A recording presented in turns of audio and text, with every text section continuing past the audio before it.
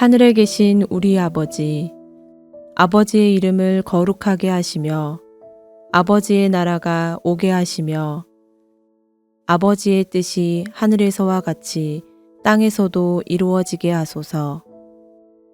오늘 우리에게 일용할 양식을 주시고 우리가 우리에게 잘못한 사람을 용서하여 준 것 같이 우리 죄를 용서하여 주시고 우리를 시험에 빠지지 않게 하시고 악에서 구하소서.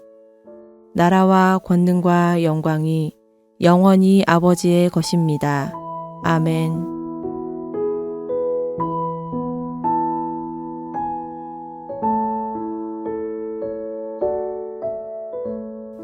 예수께서 길을 가실 때에 날 때부터 맹인된 사람을 보신지라. 제자들이 물어 이르되 랍비여, 이 사람이 맹인으로 난 것이 누구의 죄로 인함이니이까? 자기니이까 그의 부모니이까? 예수께서 대답하시되 이 사람이나 그 부모의 죄로 인한 것이 아니라 그에게서 하나님이 하시는 일을 나타내고자 하심이라.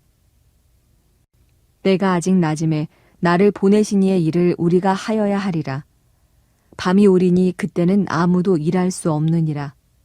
내가 세상에 있는 동안에는 세상의 빛이로라. 이 말씀을 하시고 땅에 침을 뱉어 진흙을 이겨 그의 눈에 바르시고 이르시되 실로암 못에 가서 씻으라 하시니 실로암은 번역하면 보냄을 받았다는 뜻이라. 이에 가서 씻고 밝은 눈으로 왔더라. 이웃 사람들과 전에 그가 거린인 것을 보았던 사람들이 이르되 이는 앉아서 구걸하던 자가 아니냐. 어떤 사람은 그 사람이라 하며 어떤 사람은 아니라 그와 비슷하다 하거늘 자기 말은 내가 그라 하니 그들이 묻되 그러면 내 눈이 어떻게 떠졌느냐. 대답하되 예수라 하는 그 사람이 진흙을 이겨 내 눈에 바르고 나더러 실로암에 가서 씻으라 하기에 가서 씻었더니 보게 되었노라. 그들이 이르되 그가 어디 있느냐. 이르되 알지 못하노라 하니라.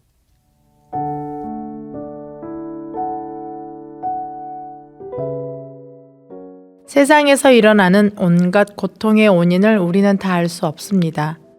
자연재해나 전쟁 혹은 질병의 고통 속에서 살아가는 사람들의 안타까운 처지를 보면서 우리는 혼란스러움을 경험합니다. 제자들 역시 앞을 볼 수 없는 맹인을 보며 정죄와 우구심으로 잘못된 판단을 내렸습니다. 이해할 수 없는 세상의 고통을 우리는 대체 어떻게 바라봐야 할까요? 세상에는 도저히 이해할 수 없는 비극적인 일들이 참 많습니다.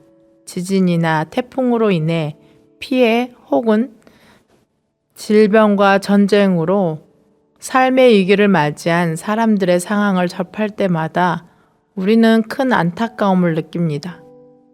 때로는 그런 불행의 원인을 궁금해하고 의구심을 품기도 합니다. 오늘 본문에서 제자들도 선천적 맹인을 보면서 그런 반응을 보였습니다.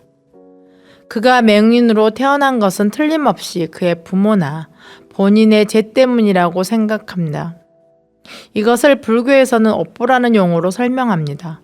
업보는 사람들의 악한 언행 심사에 대한 보응을 이생이나 내세에 받게 된다는 인과응보의 원리를 담고 있습니다. 하나님의 백성인 우리 역시 이런 사고방식에서 자유롭지 못한 듯합니다. 우리도 누군가의 불행을 죄와 연관짓는 잘못을 범하기 때문입니다. 소돔과 고모라의 타락을 불로 심판하신 사건이나 이스라엘이 바벨론으로 끌려간 특수한 인간관계를 모든 상황에서 일괄 적용해서는 안 됩니다. 많은 사람이 인과응보의 사고방식은 하나님의 선하심을 훼손하지 않는다고 착각하기에 남의 불행을 죄와 연관시키는 오류를 범합니다. 하지만 주님은 맹인의 고통은 누구의 죄 때문이 아니라고 분명하게 말씀하셨습니다. 우리는 이 말씀을 깊이 생각하며 다른 사람을 함부로 정죄했던 지난날을 뉘우쳐야 합니다. 다른 사람의 고통에 함께 마음 아파하고 하나님의 뜻을 구하는 것이 그리스도인의 바른 자세입니다. 예수님은 맹인을 정죄하지 않으셨을 뿐 아니라 그의 하나님이 하시는 일을 보이기 위함이라고 말씀하셨습니다. 그리고는 땅에 침을 뱉어 진흙을 만드시고 그의 눈에 바르시며 실로암 연못에 가서 씻으라고 말씀하셨습니다. 그 말씀에 순종한 맹인은 온전한 치유를 경험했습니다. 예수님은 마치 하나님이 흙으로 아담을 빚으셨던 것처럼 맹인에게 흙을 바르셨습니다. 어두운 세상에 살던 그를 빛의 세상에 사는 새로운 피조물로 빚어주셨습니다. 시력을 잃고 어둠 속에 살던 맹인처럼 사람들에게는 감당하기 버거운 각자만의 인생의 문제와 짐들이 있습니다. 사람들은 그 짐을 벗어버리고자 발버둥치지만 그러면 그럴수록 더욱 무력감을 느끼게 됩니다. 맹인의 눈을 뜨게 하신 주님은 인간의 짐과 고통을 근본적으로 해결하실 수 있습니다. 우리가 마주하는 고통이 아무리 심각하다 해도 예수님이 그 가운데 계시다면 모든 것은 새롭게 변합니다. 그러므로 우리는 사람들이 그들의 고통 한가운데 예수님을 모시도록 도와주어야 합니다. 예수님은 고통 속에 신음하는 사람들에게 새로운 소망과 능력을 주십니다. 우리는 이것을 먼저 경험했습니다. 그러므로 남의 불행한 처지에 연민을 느끼는 것을 넘어 그들에게 그리스도를 전해 주어야 합니다. 주님이 방황하는 사람들을 만나 주시고 그들이 짊어진 인생의 짐을 덜어 주실 것입니다. 수많은 문제와 고통의 원인을 정죄의 시선으로 바라보는 것은 온당치 못합니다. 주님은 당시 유대인과 제자들이 가진 인과응보의 사고방식을 하나님을 향한 믿음의 시선으로 고쳐주셨습니다. 우리는 여러 가지 고통 속에 놓인 가족과 이웃에게 따뜻한 마음으로 다가가 그들이 살아계신 예수님을 바라볼 수 있도록 도와주어야 합니다. 사랑하는 베델의 성도 여러분, 혹시 여러분이 지금 감당하기 버거운 고통 가운데 계십니까? 모든 문제의 답이 예수님 안에 있습니다. 그리고 그 예수님이 여러분의 구원자라고 말씀하십니다. 그 주님의 말씀을 믿고 주님을 붙드십시오. 반드시 예수님께서 말씀하신 대로 이루어지게 하시는 그 놀라운 역사를 보게 될 것입니다. 혹시 여러분 주위에서 고통 가운데 힘들어하는 이웃이 있습니까?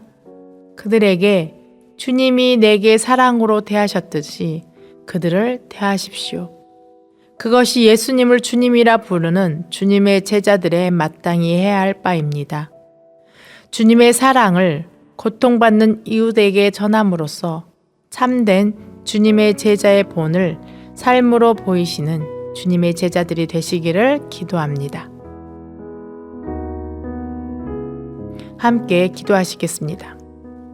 우리가 아직 죄인 되었을 때조차 우리에 대한 사랑을 확증하시기 위해 독생자를 보내주신 하나님 아버지, 그 놀랍고 아름다운 사랑에 감사를 드립니다.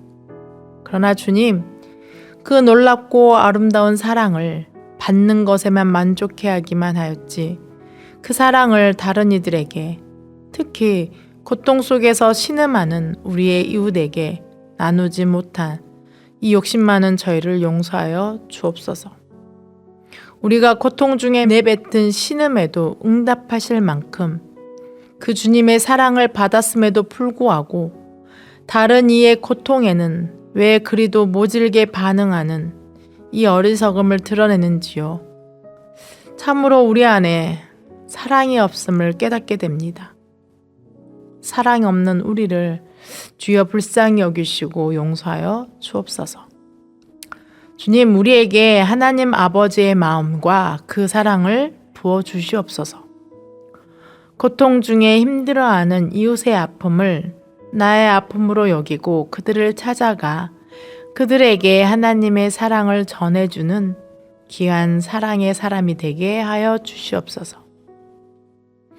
우리의 구원자이시며 우리의 힘과 능력이 되셔서 우리를 고통 가운데 구원해 주실 예수님의 이름으로 기도드립니다. 아멘. 오늘 말씀에 따른 더 깊은 묵상과 기도로 나아가시기 바랍니다.